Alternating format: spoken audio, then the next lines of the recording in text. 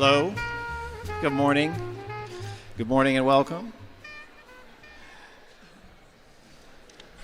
I'd like to welcome you all to the Color of Membership, which is part of the 3-year Shakespearean Futures initiative. I'm Michael Whitmore. I'm the director of the Folger Shakespeare Library. And if I may, before we get started, I would like to invite Trustee Erica Lynn to the podium just to say a little bit about the initiative itself. Erica?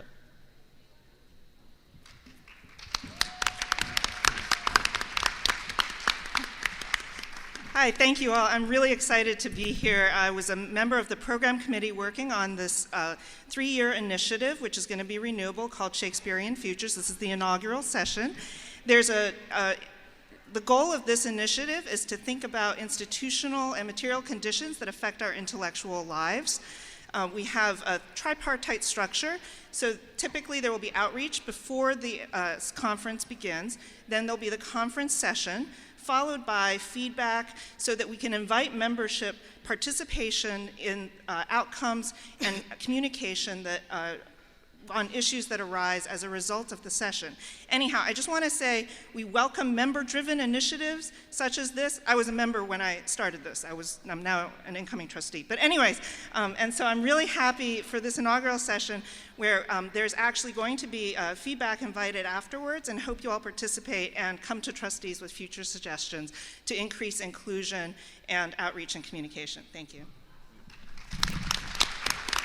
Thanks very much, Erica. So for those of you who use social media, the hashtag ShaxFutures17 has been set aside for conversation following this panel, and I think the other URL there is a survey that's been created, an anonymous survey for membership, so please have a look at that. Because this session is about membership, it's also about institutions, and I wanted to say a word about institutions since it's something I think about a lot as director of the Folger. Institutions are larger than individuals, and that's why they stick around. But institutions also need to reflect and amplify the voices of their members, and membership changes.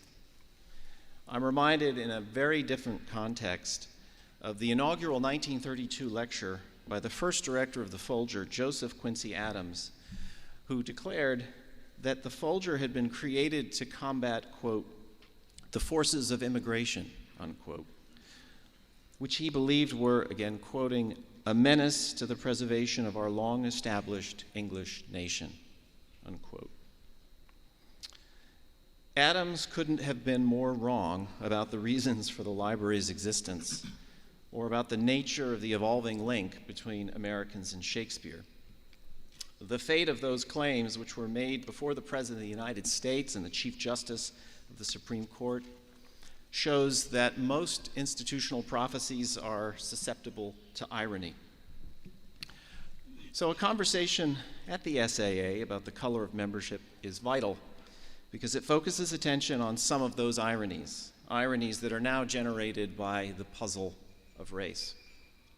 Each of our 5 speakers will present an 8-minute paper taking up approximately 40 minutes of our panel session. Then we'll have crosstalk among our panelists for about 20 minutes. We'll then open up to about 20 minutes of addresses and of questions from the audience. I would ask that you ask your question of the entire panel. I'm going to introduce our speakers, our 5 speakers in order, and I note that because of the weather, we'll have 2 surrogates presenting our panelists' papers because Dennis Britton and Jean Howard were unable to come here because of the weather. So our 5 speakers. Dennis Austin Britton is Associate Professor of English at the University of New Hampshire. He's author of Becoming Christian, Race, Reformation, and Early Modern English Romance. With Melissa Walters, he's co-editing a collection of essays entitled Rethinking Shakespeare's Source Study, Author, Audiences, and Digital Technologies, expected from Routledge later this year. He's also working on a book entitled Shakespeare and Pity, Feeling Human Difference in Early Modern English Drama. His paper will be delivered by David Sterling Brown. David is assistant professor in the Department of English at the University of Arizona, where he teaches Shakespeare and early modern English literature. He's a graduate of New York University's English and American Literature PhD program. Going second will be Arthur Little, Jr. He is an associate professor in English at UCLA. He is author of Shakespeare Jungle Fever, National Imperial Revisions of Race, Rape, and Sacrifice, and a recent essay in Shakespeare Quarterly entitling Rehistoricizing Race, White Melancholia, and the Shakespearean Property. He's also author of Shakespeare and Race Theory, which is forthcoming from Bloomsbury, and editor of the soon-to-be published essay collection, White People in Shakespeare. Jyotsna Singh is professor in the English department at Michigan State University. She's author of Colonial Narratives, Cultural Dialogues, Discoveries of India in the Language of Colonialism. Currently, she is at work on 2 book projects, Shakespeare and Postcolonial Theory, and a monograph in progress called Transcultural Islam, Muslim and Christian Identities in Mughal India and Early Modern England. Next, Jean Howard is George Delacorte Professor in the Humanities at Columbia University and author most recently of Marx and Shakespeare in the Great Shakespearean Series, co-written with Crystal Bartolovich. She is completing a new book, Staging History, Forging the Body Politic, that considers the different genealogies of the history play in America and England in the 20th and 21st centuries. Her paper will be read by Patricia Cahill, who is Associate Professor of English at Emory University, author of Unto the Breach, Martial Formation, Historical Trauma, and the Early Modern Stage. With Kim Hall, she's leading a seminar this afternoon on Shakespeare in Black America. Finally, Joyce Green McDonald is Associate Professor of English at the University of Kentucky.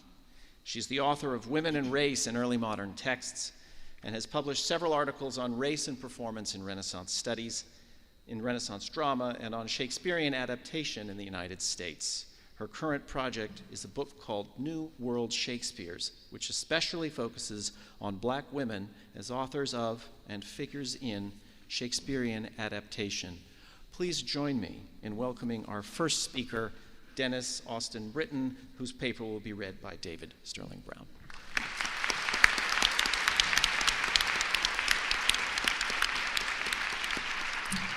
Thank you. Good morning, everyone. I'm delighted to be here to read this paper on Dennis's behalf, Ain't She a Shakespearean? It will be obvious to many that my title signifies on Sojourner Truth's Ain't I a Woman speech, delivered at the Ohio Women's Rights Convention on May 29, 1851. In the speech, Truth responds to male hecklers who wanted to deny women the right to vote. But more than that, the critical race theorist Kimberly Crenshaw notes that when Truth tells her audience, quote, "I could work as much and eat as much as a man when I could get it and bear the lash as well. Ain't I a woman?" End quote. She is using her personal history as an enslaved Black woman to illustrate that she, as a woman, is just as strong and capable as any man, while simultaneously critiquing the suffragist categorization of woman. Truth makes it clear that the seemingly non-racialized category of woman was indeed racialized to mean white women, that one can be a woman and still not be counted as a woman. I begin with Truth in order to interrogate another category that may not seem to be racialized, the category being Shakespearean. I wonder, does everyone who writes on and researches Shakespeare get to be considered a Shakespearean? To what extent does Shakespeare's studies and all the power and prestige that is associated with the scholarly study of Shakespeare fully embrace the study of race in and through Shakespeare? Does the scholarship on race in the early modern period, even when it is primarily on Shakespeare, get to be counted as Shakespeare scholarship? And finally, can we consider Nikki Giovanni a Shakespearean? When we think of Nikki Giovanni, we likely think of an African-American poet who played an important role in the Black arts movement. Few, if any, will recall that in 1990, she published a very short essay in the journal The Upstart Crow entitled Giovanni on Shakespeare. Her essay appears first in a volume that includes titles of the kind that we expect to see in Shakespeare journals. For example, Political and Poetic Revisionism in Julius Caesar, An Enemy in Their Mouths, The Closure of Language in Othello, Macbeth and Death, Paranoia and Primogeniture. In her essay, Giovanni, among other things, provides a type of historicist reading of Shakespeare, admiring him for his ability to call the king a tyrant and not get his head cut off. But my question today is, why would Giovanni care to publish anything in a Shakespeare journal? Shakespeare journals have a limited and specialized audience, and in 1990, there was little to indicate that there would have been an audience for the racial critique she offers, not of Shakespeare himself, but of scholarship done on Shakespeare. Anya Lumba's Gender, Race, Renaissance Drama was published just the year before, in 1989. Margot Hendricks and Patricia Parker's edited collection, Women, Race, and Writing, was published in 1994, and Kim Hall's Things of Darkness in 1995. Nevertheless, if Nikki Giovanni published in a Shakespeare journal, we must assume that she had something she wanted to say to Shakespeareans. I believe that she has a word for us today as members of the SAA. Giovanni envies Shakespeare. She writes in her essay, quote, "Shakespeare is lucky. There is an old African saying, 'You are not dead until you are forgotten.' Many groups share that. So do some American Indians. The Euro-American must believe it because he worked so hard to keep his history alive. It's fine by me.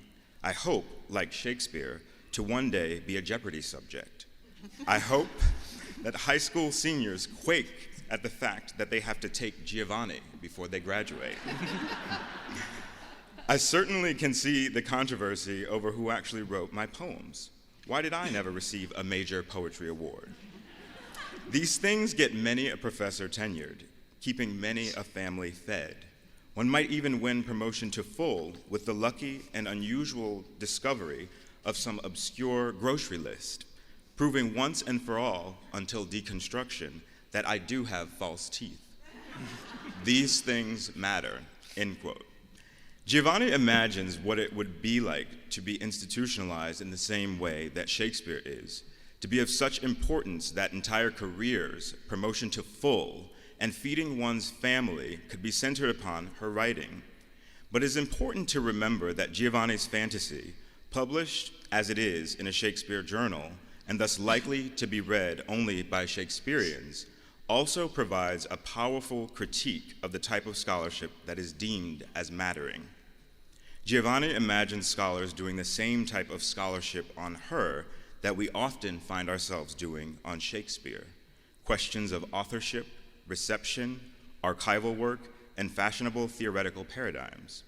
But in all of this, Giovanni draws our attention to the fact that scholarly inquiry is mediated by racial and economic forces. The scholarship that matters is that which leads to career advancement and money to feed the family. Moreover, the scholarship that matters is that which helps to keep Euro-American history alive, most often at the expense of other histories. Giovanni's essay provides us with numerous lessons, but the main lesson she has for us today, as we, the Shakespeareans, think about the color of membership, is that our consideration of what matters in Shakespeare studies and in the SAA does not exist outside of the racial and economic realities in which we all live. Giovanni admires Shakespeare, but she is critical of how the Shakespeareans define what matters and what doesn't. Although her essay is primarily questioning narratives of Shakespeare's exceptionalism that make her own poetry invisible, I do not think it a stretch to use her essay to help us think about who gets to be considered a Shakespearean scholar. If one clicks on the link, Shakespearean Scholar, on Shakespeare Online, one will be immediately struck by the fact that the list is dominated by dead white men. The Wikipedia entry, Shakespearean Scholar, doesn't do much better. of the 164 scholars listed, a list that includes numerous white women and probably a few people that might be in the room today, only 3 non-white scholars make the cut. Giovanni did not make that list, nor did any Black or Indian scholars, nor did any of the scholars, any of color, that I turned to help me think about race in Shakespeare and in the early modern period. The Wikipedia list at least has the disclaimer, quote, "This list might not reflect recent changes," end quote. But the absence of Black, Indian, and scholars who might work on race from the list suggests to me that not everyone who works on Shakespeare gets to be considered a Shakespearean. I would ask us, SAA, are we okay with that? I seriously hope not. So now, what are we going to do? Thank you.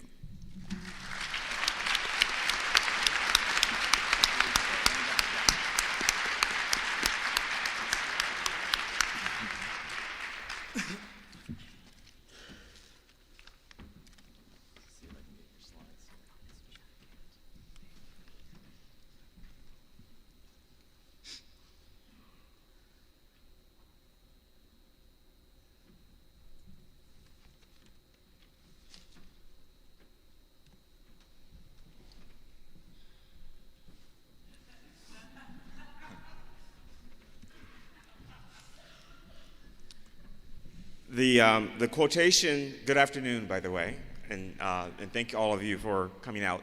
The quotation at the bottom of the screen is one that I heard yesterday while I was having lunch, and 2 of my white colleagues, unbeknownst to them that I was sitting there, were going through the program, and they started to very deliberately and with a bit of sickness to read through all the titles of this particular session. And then one of them turned to the other and said, in case this is not clear, 2 middle-aged white men, and one of them said, "Are you going to that?" And the other said, "I'm not very interested in that stuff." And what made it even a little more chilling was the fact that that ended the discussion. And so there was no follow-up, there was no second response, as though they both clearly understood what that meant. And so the containment of that, I thought, was quite appropriate for what it is we're actually doing here today as we talk about that stuff. I was also thinking as I started, and I'm going to take the liberty because I spent a lot of time organizing this, so I'm going to take the liberty and cheat a little now that I'm at the podium. I won't go too much longer, but I will go just over just a little, forgive me, here because of something else I wanted to add to get started here. And that was, as I was thinking about this session, and I wanted to, as I have so often done in other arenas, to in some ways get personal, which is in part what my paper is about. And I thought, and I started to think through various things and wonder whether those things were actually personal, such as, for example, as an undergraduate student who was studying Shakespeare and had my Shakespeare professor come up to me after class, and who I didn't know knew of my existence, and say to me, your professors, I've spoken to several of your other professors, and they're very impressed, or they say they're very impressed with your work. I just want you to know that I am not impressed. So that was my collegial, or whatever you call it, introduction to Shakespeare. I was carrying that forward and wondering, as I was working on this paper, whether that was personal. To jump ahead to my days at UCLA, where I am currently, to find out, being a very excited, at that point, assistant professor, getting his first book published, having my book put in our department case, which is where I assume a lot of you in departments where you display the books from the faculty in the department, only to have my book returned to me 2 weeks later because the chair said he didn't have room in the case for displaying my work. Is that personal? I was also wondering whether my love for Shakespeare, which was really engendered by my grandmother at a very young age, whether that is personal. Sit with that. My title is meant to, oh, where's my clicker? I'm sorry, it's over here. Here it is. I assume we're in a room of Shakespeareans. You also know the illusion here, but just in case. All right. Was Shakespeare to him or he to Shakespeare? My title is meant to encapsulate a personal problem, one posed as a question I have repeatedly heard over my career, sometimes quite directly to my face, but most often behind my back and through innuendo and officiousness, and one that continues to be off-balancing. Strategically deployed, consciously or unconsciously, this personal constricts and incarcerates. As Indira Kamarchetti has noted in her essay, Caliban in the Classroom, scholars of color in general are encased in the personal, as especially evidenced by the visible fact of our visible selves, we walking exemplars of ethnicity and of race. The question accuses.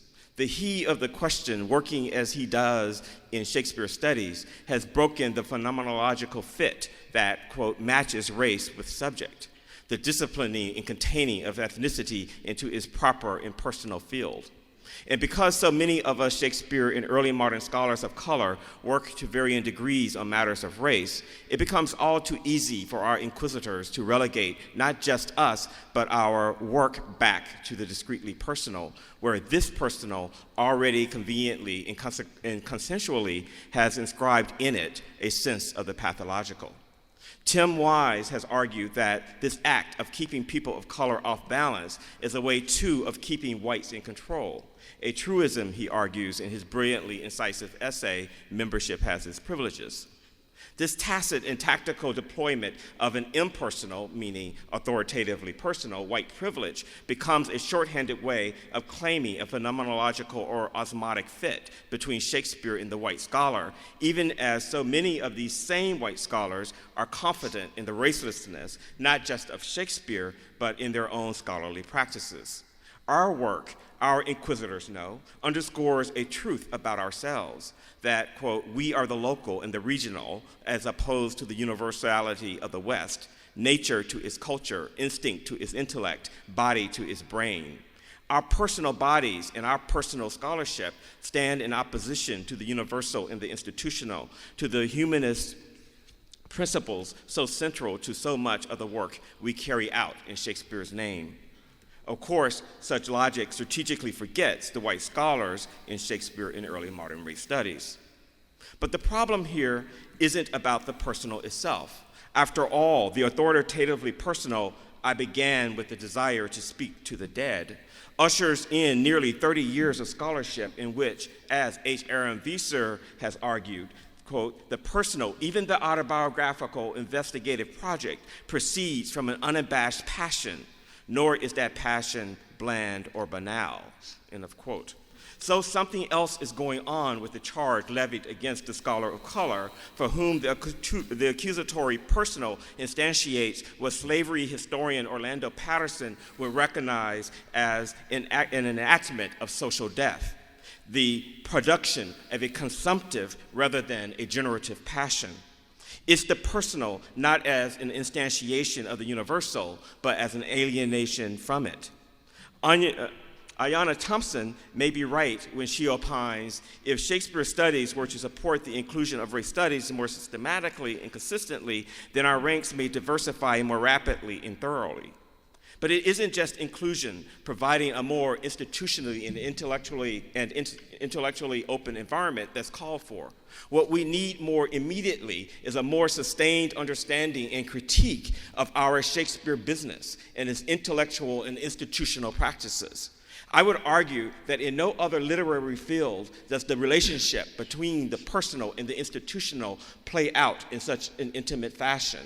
And the awesome responsibility this entails, I'm not interested in that stuff, has been repeatedly and irresponsibly too often relegated to the personal, whether the personal is gendered, raced, classed, queered, even though my focus here today is on the personalization of race, where the personalization of race means, in very real terms, non-white.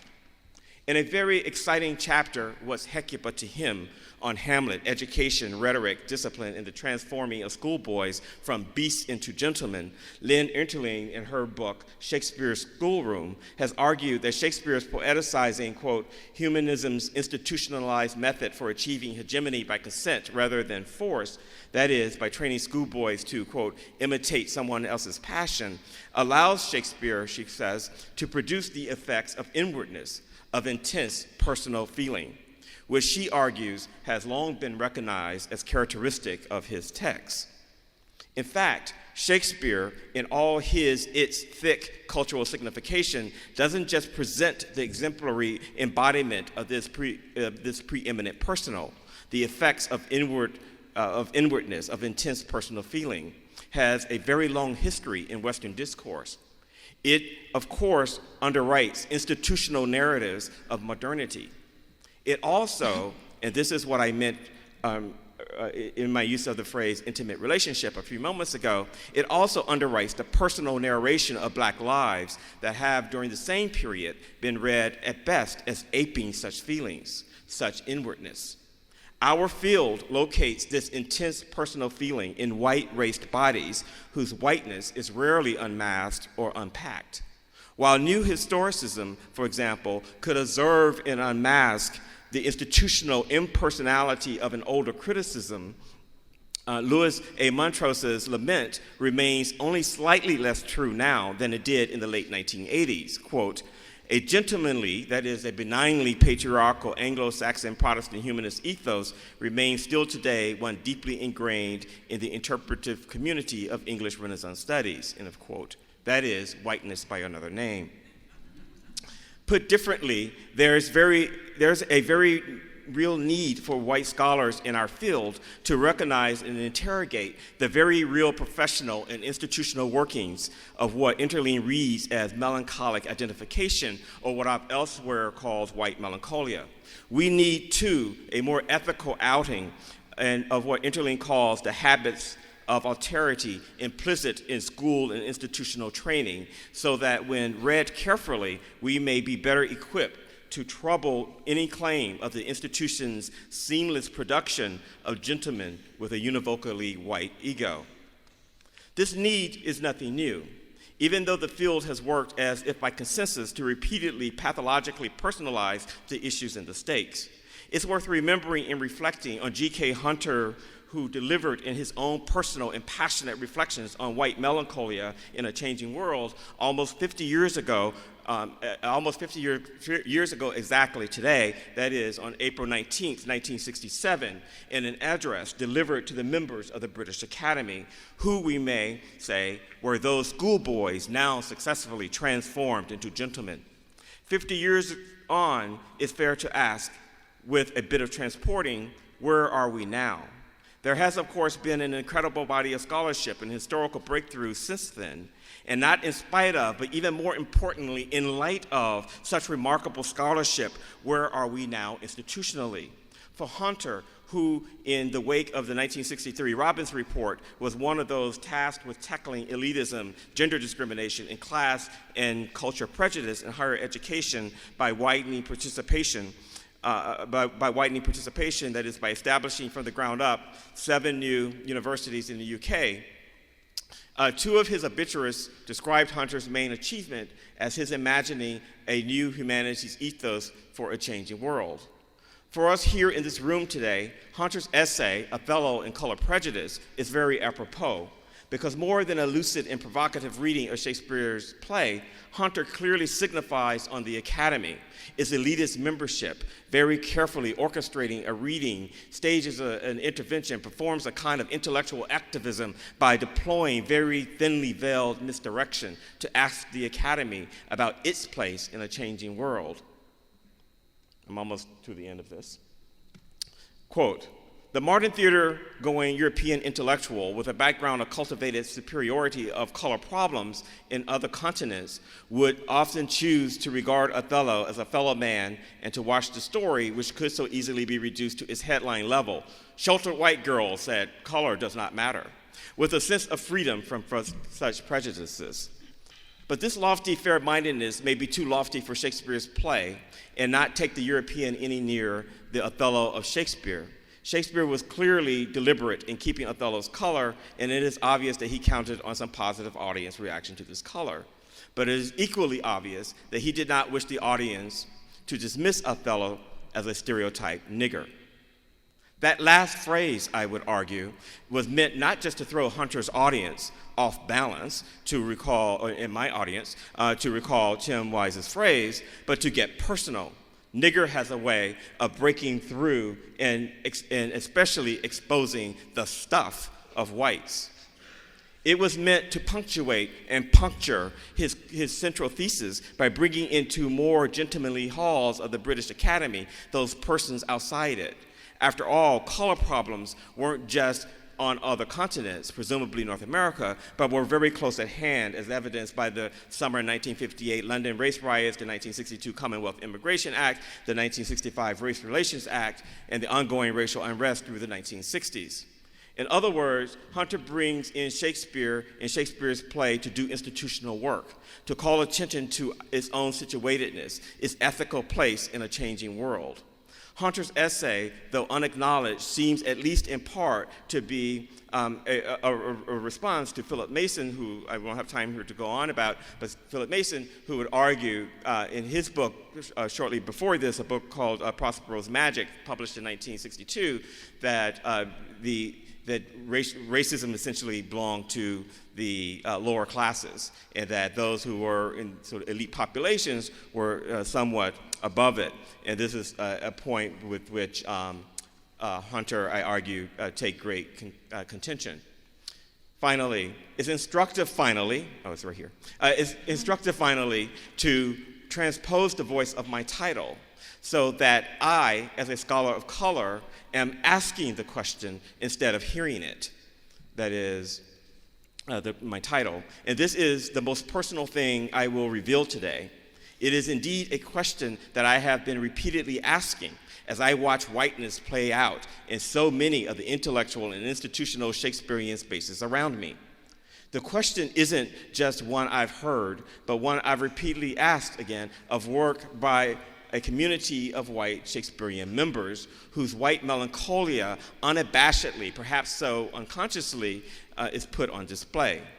The identification of the scholar of color with the pathologically personal symptomizes the fashioner here, not he who or she who is being fashioned.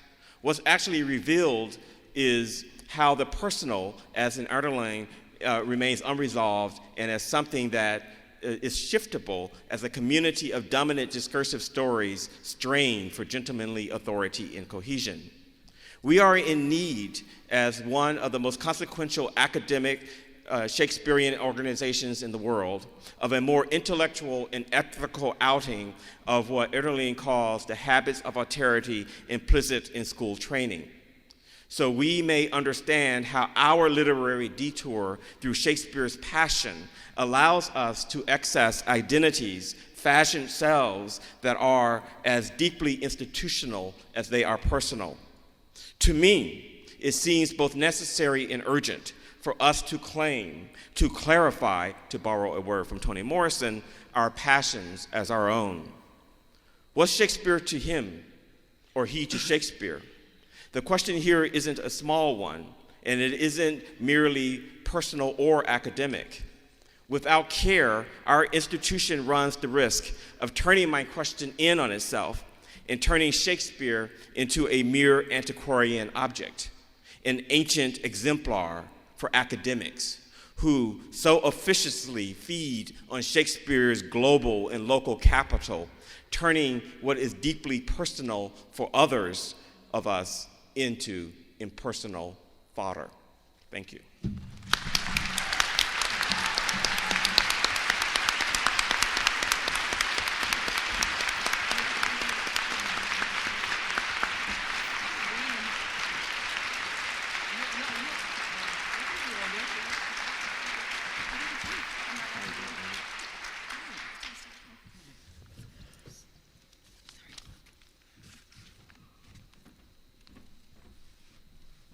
I'd like to thank Arthur and everyone who invited me.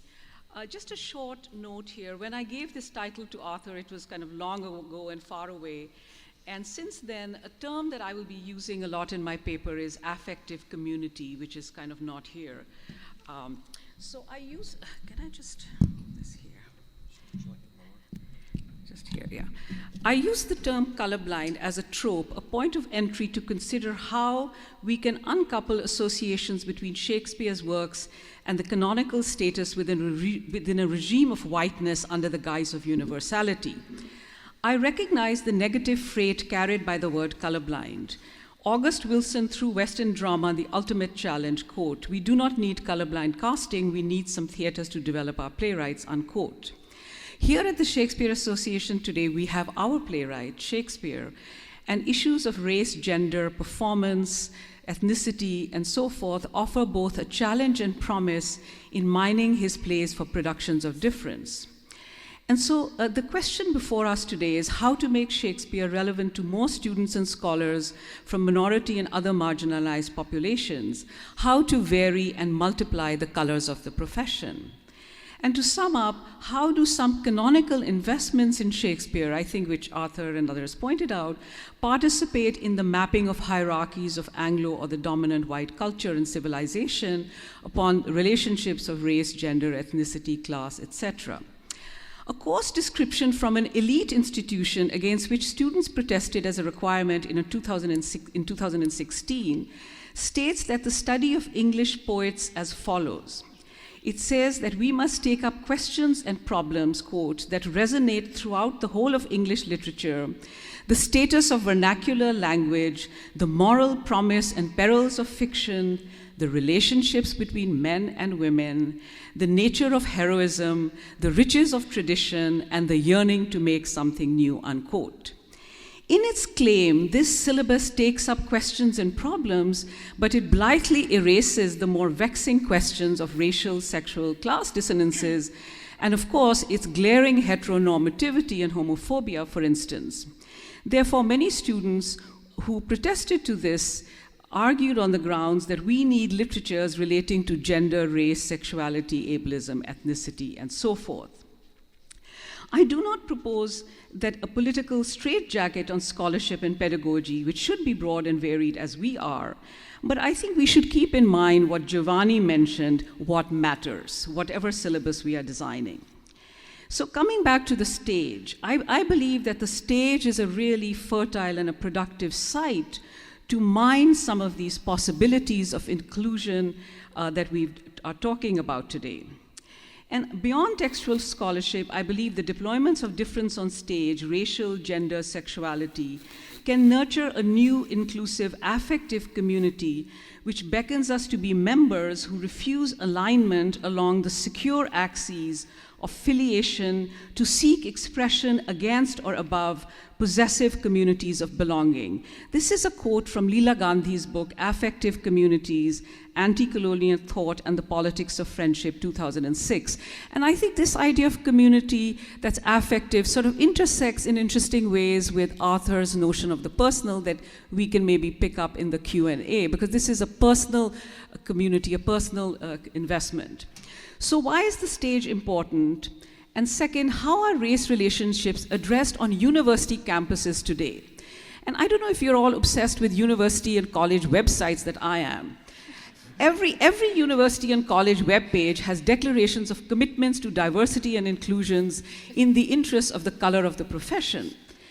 And when they describe actual practices, we see that diversity and inclusion are persistently described via a quantitative language of statistics, assessments, outcomes, that's a favorite word, or in platitudes about ideal mentoring. What this language of quantification does not evoke is a cultural imaginary whereby issues of race and inclusion can be mediated both cognitively and affectively. So my focus here today is to look at some productions of difference via various uses of color casting, and some of them may or may not even work. Color-coded, color-conscious, or so-called colorblind, or perhaps best, non-traditional casting, which actually explores these issues. And I, at the outset, would say I'm very greatly indebted to the work of Ayanna Thompson and Colorblind Shakespeare's, and that really set me on a very rich journey. And second, I'm only looking at, at the RSC and the Globe and the National, but a lot of very interesting work is being done all over.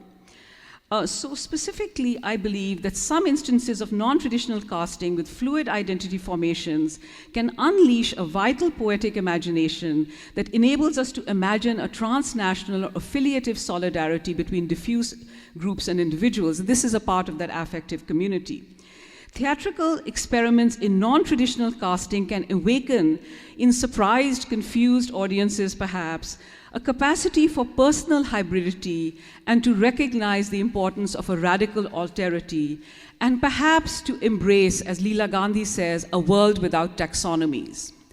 And I just want to briefly look at Emma Rice's production of A Midsummer Night's Dream, which was in the Globe in 2016, which I think many of you may have seen and read about, and it's also on live stream. And then just briefly look at some indirect dialogues on community and identity between three black actors, Adrian Lester, Hugh Quashie, and Lucien Mismati. Before I examine the concept of colorblind and look at some non-traditional casting, a concept, of course, as Ayanna Thompson and others have said, stirs controversy and always evokes the specter of racism behind assumptions of colorblindness on the stage. I briefly want to refer to a very ironic kind of horrific resonance this notion of colorblind has in Donald Trump's America. Making America great is, of course, clearly a synonym of making America white. But beyond and behind this slogan, the policies and practice of this administration, while purporting to be fair or colorblind, demonstrate the most targeted racist attacks on people of color imaginable in the democratic free world. The Muslim ban linking race to religion, expulsion of Mexicans, and the constant denigration of African Americans is just one example. So coming back to what is happening on the stage, as I said, the colorblind casting is considered very problematic, and even the Actors' Equity uses the definition non-traditional casting. And so what I want to suggest that in some forms of non-traditional casting, even while we have our social biases and affiliations, some promising issues can be raised. So Emma Rice's production of Midsummer Night's Dream, with its complicated mutations of race, gender, and ethnicity on the stage, is one striking example of a boundary-crossing theatrical performance that highlighted the provisional nature of all identities in this case. The immediate press reviews of this production were blithely celebratory, recognizing its topical and visual diversity, as well as its cross-gender casting, when Helena becomes Hellenus. But it makes no reference to its racial mixtures and casting of British Asian actors as Hermia and Hellenus and a black actor as Demetrius. The reviewers sort of take a kind of colorblind stance quite literally and ignore racial difference and the South Asian themes woven into the production. They barely mention that, the Demetrius is a black actor and a white actor, Edmund Darrington, plays Lysander. One reviewer says, what are we supposed to make of this weird, druggy, space-age Bollywood mashup?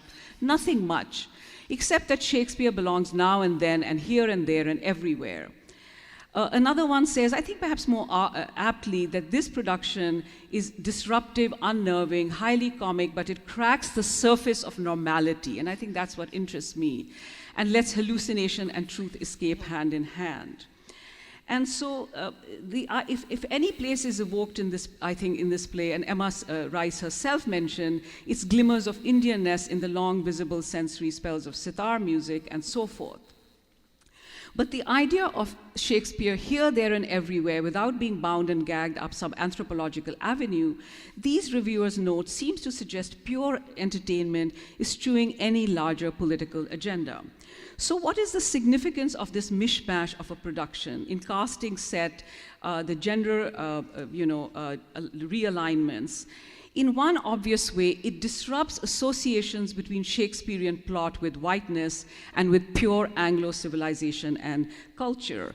In terms of an affective community, we are in a company of a rag-bag group of characters, not all human or people, who experience psychic, sexual, cognitive, and physical dissonances and confusions. This production refigures affiliations and identities across gender, race, human, and non-human. It is an affective community, and at the end, a celebration of disruption of hierarchies, as in, the plot, when Theseus sides with the lovers over the authority of patriarchal laws. Other British productions, more directly of Othello, which has race as its theme, but which in the case of the 2015 RSC Othello has a non-traditional take of a black Iago, generate a very interesting actors' conversation that we have heard and read about.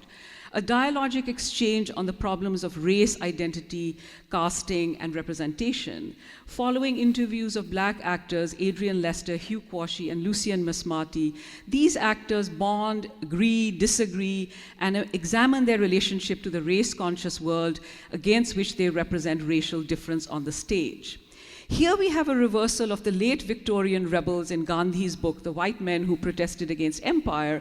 These are three black men navigating and enlarging their own communities of belonging and filiation to draw on the racial and gender mixed castes into an affective community on stage, but which shape continuing dialogues and disagreements outside in the cultures at large.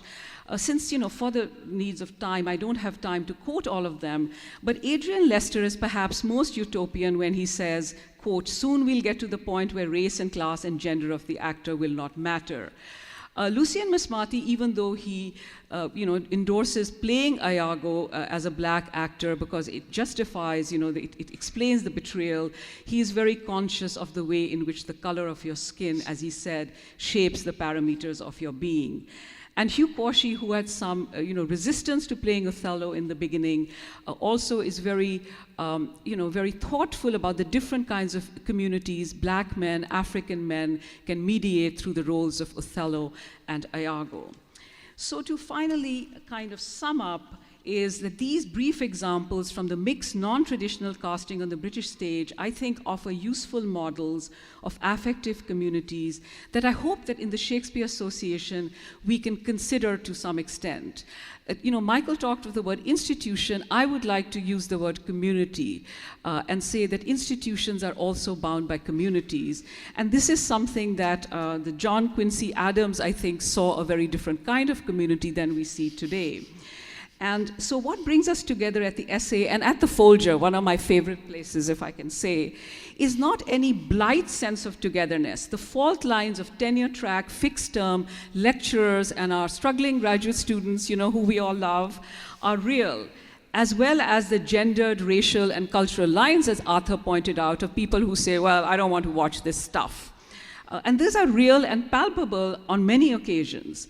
But I still hope that we can access an affective community via a capacity for personal hybridity and radical alterity to take on other selves. As our friend Ian Smith, I don't know if he's here today, said in a recent article, we as Shakespeareans should acknowledge we are Othello. Thank you.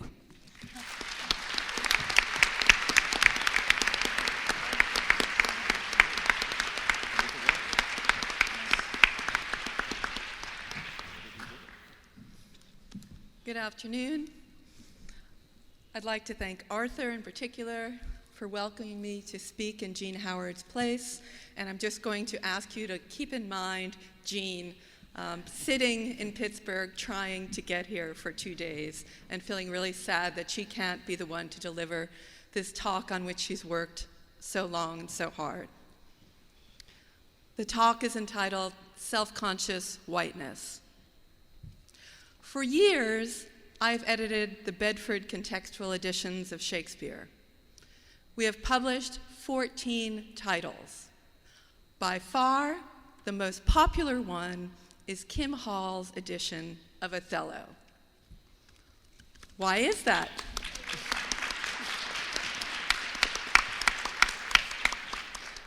Why is that, Jean asks. Well, it may be the glorious green color. The stage directions say wave edition, so I'm waving. Or the tantalizing array of materials Hall has assembled through which to consider the play. Early modern texts and images related to race and religion, cultural geography, marriage and the household, masculinity and military life, and the passions, for example. The excellence of the volume may simply be the source of its popularity. But I think there is more to be said. It is also popular, I suggest, because as a Shakespearean tragedy with a Black protagonist, Othello speaks to current pressing issues: overt and covert forms of racism, Black-white marriage, the intersection of race and sex, how racism affects the psyche of the racialized subject, and more. But just as importantly, Professor Hall's volume helps teachers, many of us white, to handle these complicated issues by way of the smart and thorough historical contextualization and the critical commentary that she, as a brilliant scholar and innovative teacher, provides. I'm speculating then that the popularity of Hall's Othello is linked both to a laudable desire to teach a race play and a certain self-consciousness in doing so, a hesitation about looking naive or ill-informed when, as a white subject, I talk about race with mixed classes of students. The situation can feel slightly risky. Used to holding forth about the intricacies of many parts of Renaissance culture, I may pause in the face of racial representation. Can I handle this well?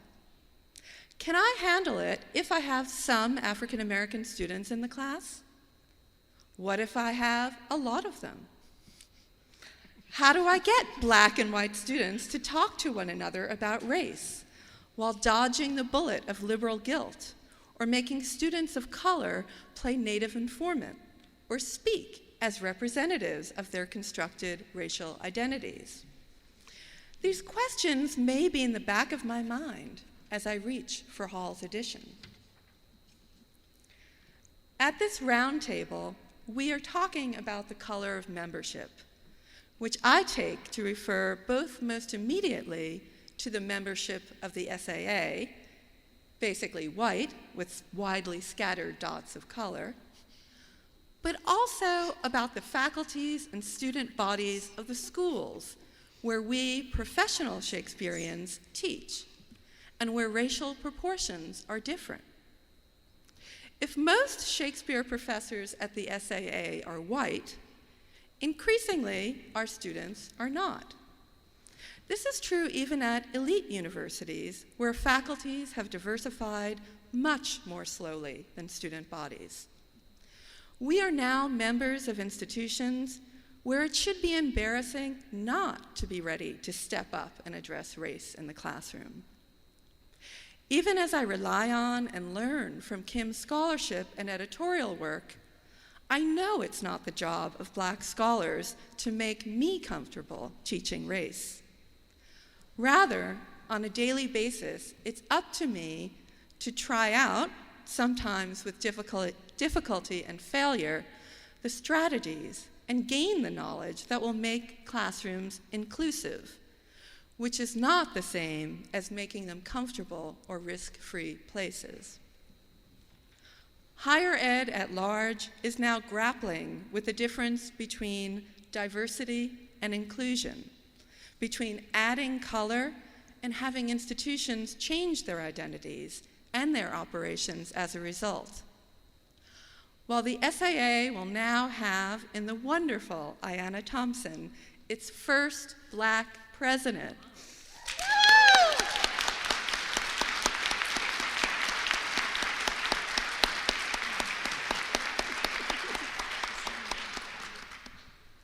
what further changes will accompany and complement this signal event?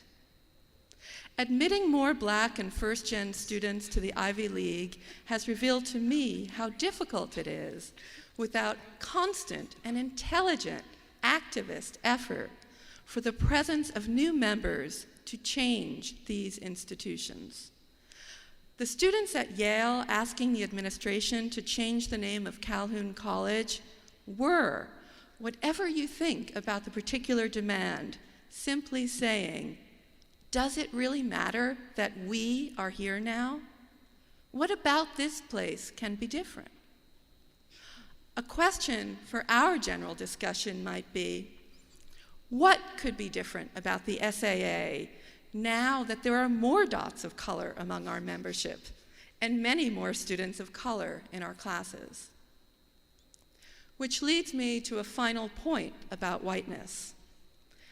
Our whiteness can make some faculty nervous about teaching race, which in America has often meant addressing blackness, and we need to get over it.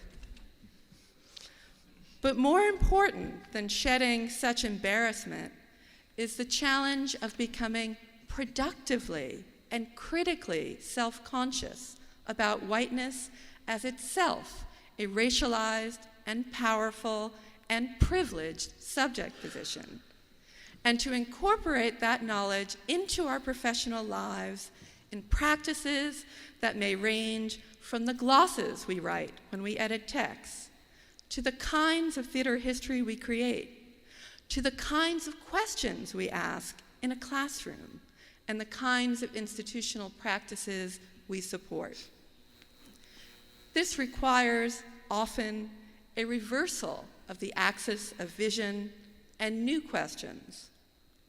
How is this text structured to make the experience of white male figures more important than the experience of black female figures? Why do such texts largely make up our canon? How does white privilege blind this protagonist or character? How does it blind us as critics? We all know intellectually that whiteness is a racialized position, but under what circumstances does such knowledge disturb the comfortable houses that whiteness has built? The familiar practices by which it extends its hegemony, from determining what a race play is, that is, a play with black characters, rather than one where whiteness is mobilized to oppressive ends, to deciding in advance what demands for change are responsible and which are simply irrational and outside the ideological common sense we have created and called fair. For me, the most arresting part of Ta-Nehisi Coates' Between the World and Me was his account of how he felt, was made to feel, his blackness, and of the vulnerability of his black body from the time he was a very young boy. Coates couldn't forget his race and the crushing power of the white world over black men, because to do so was to increase the likelihood of being visited by violence and even death. Not many white subjects self-consciously inhabit their whiteness and its privileges in anything like the way Coates was made to inhabit his blackness and to feel the injustices that followed from it. But we might ask, what changes would follow if we put the spotlight on whiteness and the long trail of consequences that have followed from its often unacknowledged power over the knowledge we make and the institutional practices we follow? The SAA is not the only or maybe the most important site for asking these questions, nor do I believe it is in crisis. But like most institutions, it needs to be self-conscious in all the right ways about how it does its business and how it helps its members, like me, to be better at the crucial job of work we, as professionals and intellectuals, are challenged to do now in Trump's multiracial and cruelly unequal America. Thank you.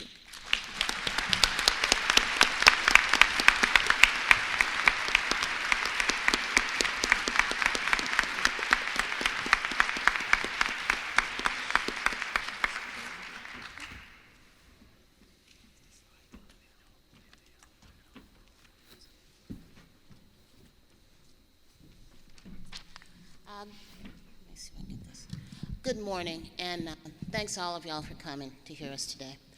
I'd also like to thank Lena Orland, Heather James, and the trustees for agreeing to initiate a self-reflective project on the futures of SAA.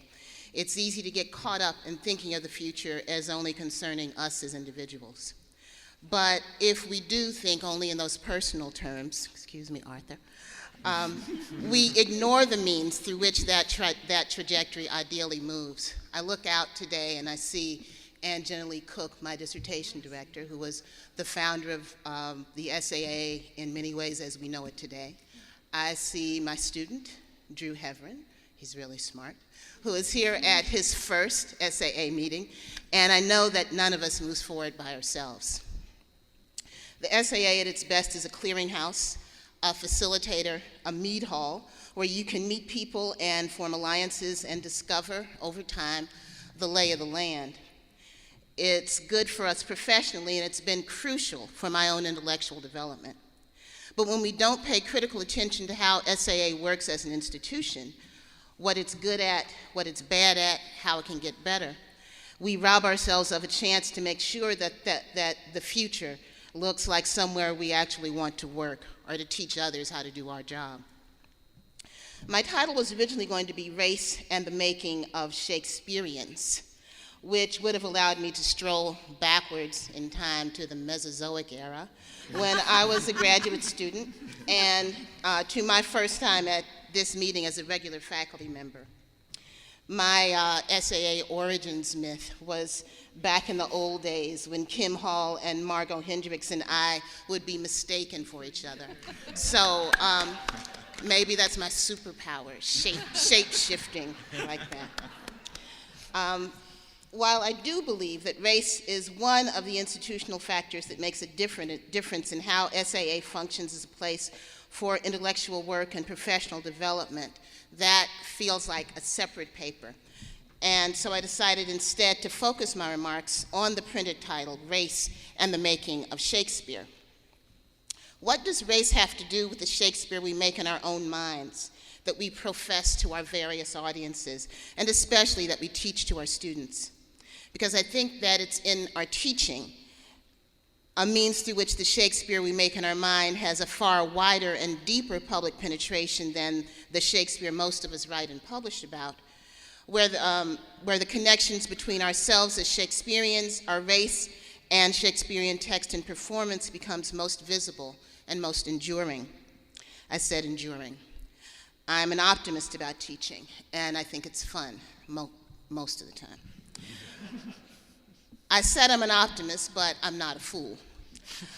I would bet money that some of us in this room have lived through controversies in their own institutions, especially but certainly not exclusively public universities, about the content of their courses, the organization of their departments' majors, and their course offerings. A random check of any issue of the Chronicle of Higher Education will feature a story or two about professors at loggerheads with students who believe that course content or the professor's political convictions make it impossible for them to succeed in the course. Or a story about a professor whose politics or course content, or sometimes whose very presence, makes him or her a target of extra policing by university administrators or faculty or staff colleagues. I'm painfully aware of how many of these professors are women of color. Anthea Butler, Larisha Hawkins, Patty Duncan, Danielle Lee, Ursula Orr, Arij Zufari. Research conducted by the American Association of University Professors indicates that at the beginning of 2014, which I think are the most recent numbers they have available, Black full-time tenure-track faculty in U.S. colleges and universities make up only about 5% of the total number of tenure-track faculty. My own institution is a little below that average with 3.6%. My beautiful home Commonwealth of Kentucky is still one of the whitest states in the Union, with a non-white population of right around 13%. Our undergraduate student body is a little less white than it has ever been, but it is still more than 76% white. More than 15,000 of those undergraduate students are also natives of our very white state. Our university's public commitment to increasing the racial diversity of our faculty and our undergraduate student body, while admirable and determined in itself, stops short of recognizing the implications and consequences of this steady racial homogeneity. We are not only demographically, but structurally white. In my university's case, that whiteness was built and sustained against the background of a whites-only admissions policy for undergraduates that lasted until 1954, but whose afterlife lingers into the present. Powered in its turn by the steady state of our Commonwealth's racial makeup, the whiteness of my university has remained resistant not only to lasting institutional and structural change, but even sometimes to questioning the ways we treat each other, bringing things into light. Speaking frankly to ourselves about ourselves seems to me a vitally necessary first step in what David Roediger calls coming to terms with the ways in which the past bears on the present. Our institutional pasts and the past customs of our discipline bear on the ways we conduct our discipline in the present time. To forget or ignore these particular histories of how ideas about race become the basis of civic actions based on racism risk reducing the gravity of those ideas and the violence of their consequences to the level of an abstraction. We know now, again, if we manage not to notice before, that they are not. So, following my title, Race and the Making of Shakespeare, I assume that the whiteness of our institutional settings has helped to make us who and what we are as we function within those settings. I assume that whiteness speaks and acts on behalf of a set of affiliated racial interests which can manifest widely, from student evaluations that consistently judge Black female faculty members' physicality and niceness, to tenure and promotion decisions that negatively judge the value of the kinds of scholarship that Black candidates were hired to perform in the first place. But I also insist that even if race, especially whiteness, has made us, then we can also use race to make and remake Shakespeare. In doing that, we make new Shakespeareans. For some of us, the first way in which we can use race to make our Shakespeare is just by showing up in class. As I noted, I teach at a university that is both historically white and historically formed in whiteness. I know that y'all are a room full of high-class intellectual people, but if you care about college basketball, ask me to tell you sometime about Adolph Rupp, Texas Western, and the 1966 NCAA basketball championship. The only thing that Kentuckians care more about than good manners is basketball. We don't have that many Black faculty. We don't have that many Black female faculty. Some of our in-state students come to us never having had a Black teacher in secondary school. So representation counts, and this is something I live with every day. At UK, we have built the idea of Shakespeare and race into our general educational requirement with a course called Global Shakespeare. Students looking to fulfill course requirements in one of two core areas can take this class, which my colleague Emily Shortsleff, Jean Howard's student, and I are now offering pretty much every semester. The section I'm teaching this semester serves students from 8 different colleges of the university, and I'm doing a section for our honors college this fall. So not only do we have a permanent institutionalized way of talking about Shakespeare in racial and international contexts, but it's also a 100-level class, which I'm really proud of, designed to serve primarily freshmen. The first Shakespeare class they take in college assumes that he lives in different cultural traditions, is performed across media, and communicates through asserting racial identities that are not always white or European. If we want to change institutions, thinking in structural curricular terms is one practical, effective way of trying to do that. In addition to always rewriting Shakespeare into our curricula and making the next generation of at least casual Shakespeare readers, many of us here are also engaged to a greater or lesser degree in writing about the Shakespeare we see, the Shakespeare we want. The project of racing, or rather re-racing or unracing the making of Shakespeare, is thus implicitly historically minded. As I write about Shakespeare's formed within the consciousness of authors following him, who have chosen explicitly to contest his status as a property of white authority, I discover along with them the cracks in the veneer of that authority, the clumsily patched places where we can see the supposedly natural affinity between Shakespeare and white authority begin to happen. I see the multiple ways in which that bargain between Shakespeare and whiteness has been struck, as well as some of the renegotiations and cancellations of those bargains counteroffered by readers and students and theater practitioners around the world. Drawing an analogy between the histories of institutions that bear uneasy relationships to the roles played by white dominance over non-white people, sometimes in their very founding, and the history of the appropriation of Shakespeare to the cause of whiteness reveals some of the same kinds of evasions, denials, and erasures of memory of how these foundations happened. Our public institutions, including Shakespeare, do have origins. Observing how race figured in those origins and how that racialized history bears on what we see today requires those of us who want to write about race in and Shakespeare not to forget or to ignore this fact.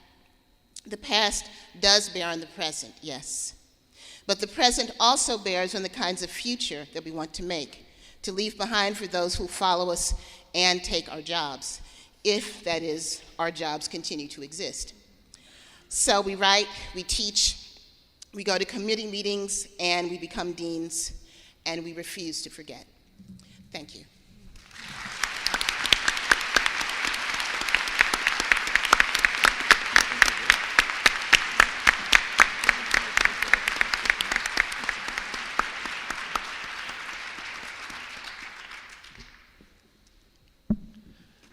I want to thank our panelists for 5 extraordinary papers.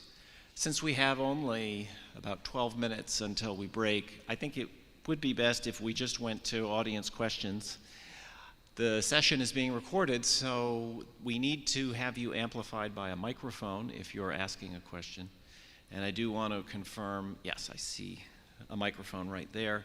So please, if you would, and also if you would, ask questions of the entire panel.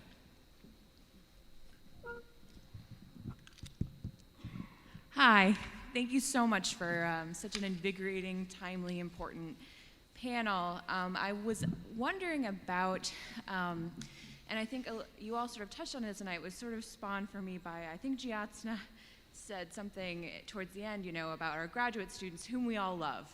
And I was thinking about how we show love to our graduate students, in particular thinking about the adjunctification, the limited jobs, and I think many of your papers sort of touched on, thinking about where do we start to set the groundwork for enabling larger representation for people of color in our profession. Is it with our undergraduates who get, Shakespeare in more diverse ways at the 100 level? Is it with the, making sure that we have spaces for, tenure track people of color, faculty, et cetera? So I would just love to hear you all sort of talk about, adjuncts, employment, the economic basis of inclusion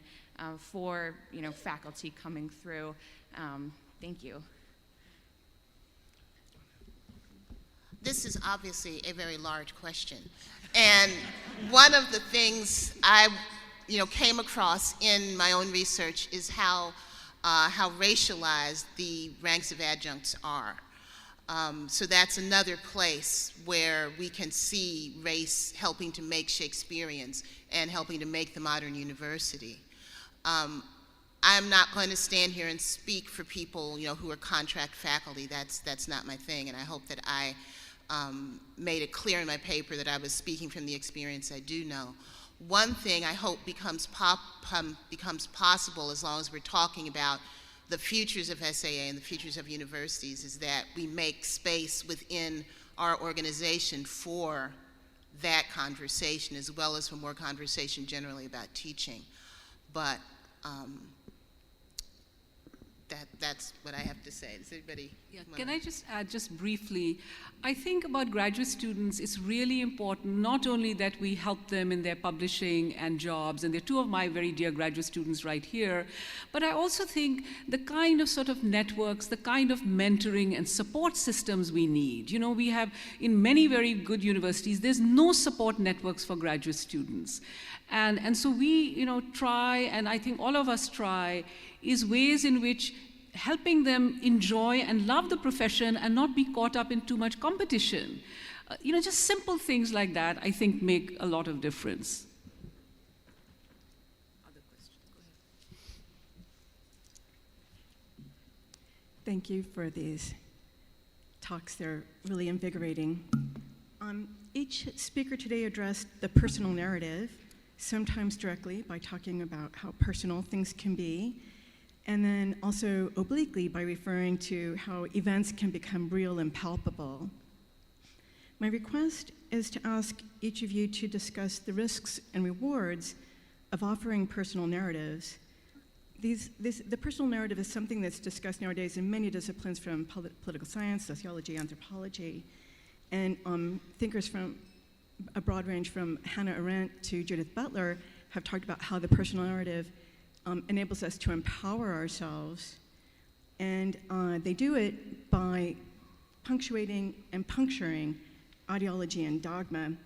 But however much personal narratives can empower, the speakers today have also discussed how they can narrow a discussion, and they can even invite a disavowal of interest in the topic. So I was hoping that each of you could address the risks and rewards of the personal narrative. Thanks. Do you want to start? Arthur, why don't you start? Okay. Thank you for the question. Not quite sure where to start with this. I'll try to keep this short. They're definitely a two-sided, as you're indicating with your question, issue at stake here, because the personal can also quickly become the testimonial, can become spectacle, and I know when I was writing my own paper, thinking about it, this was very much on my mind, was the sense of not wanting to sort of to turn what I was trying to talk about into, in fact, the personal, and so into the spectacle. And in part because of the way in which scholarship, I think for all of us, and this is in part, I think, what we're trying to get at on the panel, is at the end of the day also very, very local. And in the sense that there is an expectation almost in our culture that African Americans will sort of testify. And so part of what I was very conscious of was standing here and then telling certain narratives, and then having that sort of turn into the thing that we presumably as African Americans do. And so part of what I was trying to do, and I think a lot of us was trying to do, was to, including I think Jean, as Pat did that very, very well, is to try to talk about trying to demonstrate, illustrate how our subject positions, or us as subjects, is very much a part of all of our sort of scholarly enterprises. So I'm not quite sure if I'm quite getting at what it is that you were asking, but that's my immediate response to it.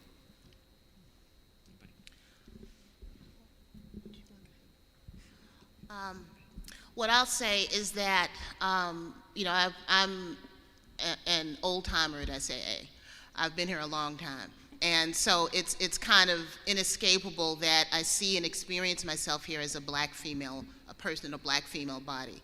So I can't not be personal. But I also know, since I'm part of a collective of people working together and living together and having conflicts together, I know that personal beginning is only part of a larger whole. So I hope that I bring to my intellectual work, I hope I bring to my teaching, I hope I bring my body, because that's where I live, that's who I am. It's part of the story, it's part of how I do what I do, but it is not, all of it. And I wouldn't want to leave it behind me, because I couldn't. I just want to speak as one of those immigrants. When I had a question, which is a real, somebody asked me many years ago, why are you doing Shakespeare? Why don't you do something Indian?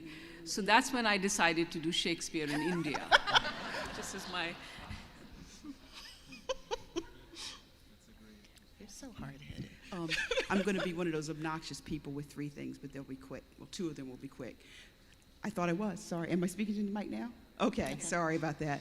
So first, my personal experience, I am really sick of every time the questions of diversity and inclusion come up, immediately people go, what about excellence? So I want to thank you for modeling for us how to have a conversation that is intellectual, that is excellent, that is about diversity and inclusion and about our lives. So please, praise to you for doing that and showing us how it's done. So. My second thing is to add to Dennis's list Otelia Cromwell, the first Black woman who got a PhD at Yale, whose dissertation was on Thomas Heywood. So not a Shakespearean, but yet a buried legacy, and we need to remember that we've been doing this for a long time. The third question isn't actually an institutional question. So I was on the strategic planning committee for the Shakespeare.Association. Were we 2 years ago? I can't remember now. Time is just all fluid. But a lot of the, we got a line about diversity into the Constitution, but a lot of the questions that people asked at the business meeting, that people are asking on Twitter now, are in the strategic plan. A lot of diversity was kind of baked throughout. And so I'd like to ask the leadership, current and past, like what happened to the strategic plan document and how is, where we are with that. So, thanks.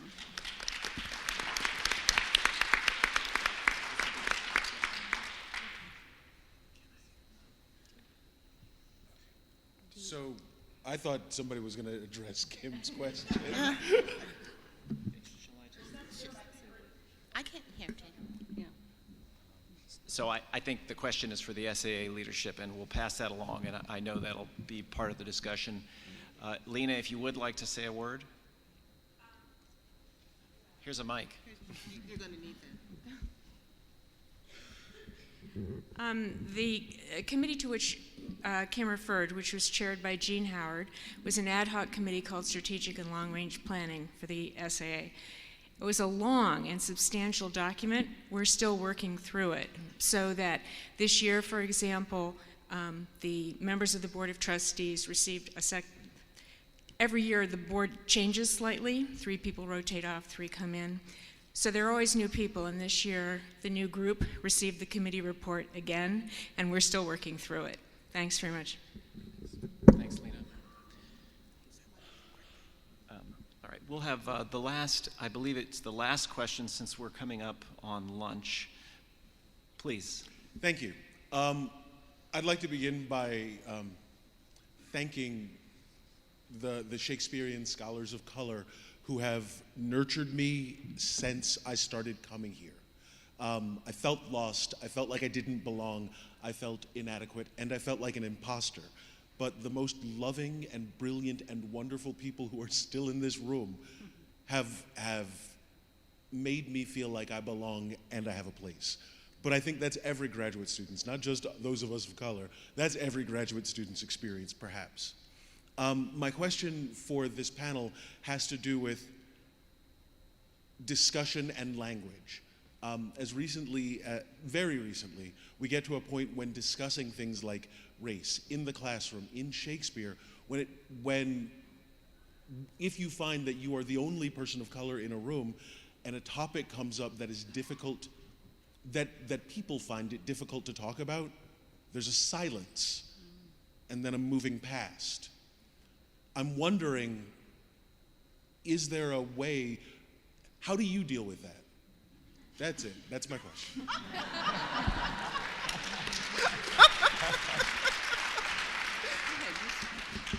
Well, since I'm the teacher and I'm in charge, and there is a moment of silence, awkward silence, one thing that I have done that has been productive is to say, wow, nobody has anything to say about that, and make them talk about why they're reluctant to talk about it. Another thing that can be helpful if that I have found that we're at a point where it's kind of a sticking place and you know that there's something there, but they feel too bashful to talk about it among themselves in class, you can ask them to write about it. It can be really helpful, like if you do like online responses or something like that, where they feel like they can speak more freely. Again, I teach a lot of young Kentuckians in my classes, and they've been taught how to act in public and how to have good manners. But the thing about good manners is that they keep you from, not only do they keep you from acting a fool, they keep you from saying and doing things that might make other people uncomfortable. So if you can get them not only to realize that being uncomfortable is not the worst thing in the world, but to find a way for them to speak anyway, like writing online or making anonymous responses, then that can be a way to kind of get off that spot and move forward, just in terms of, practical classroom management. But I try and tell them to pay attention when they don't want to talk about it, because that's usually pretty meaningful.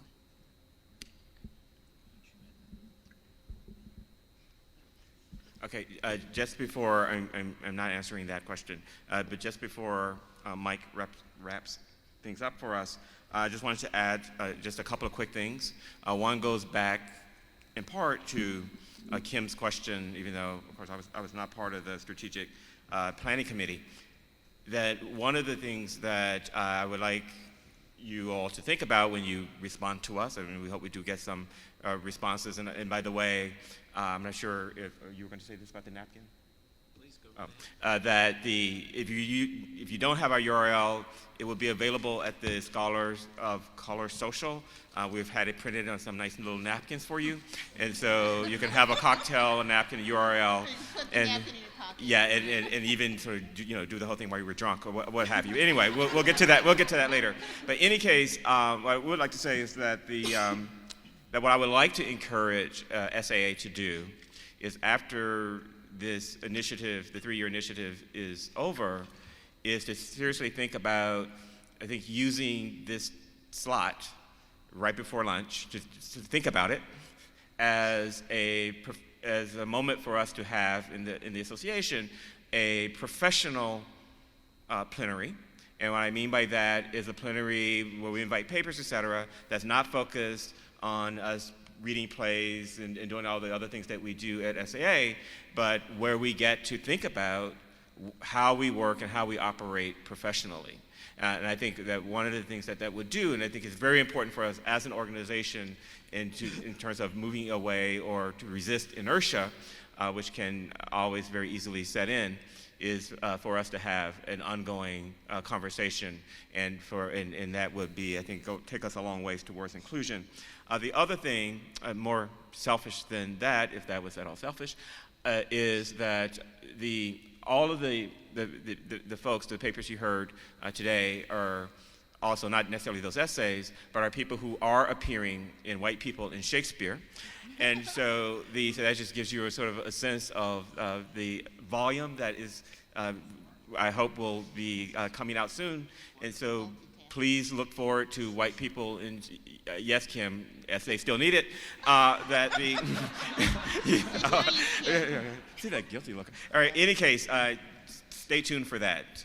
Thank you. Thank you very much.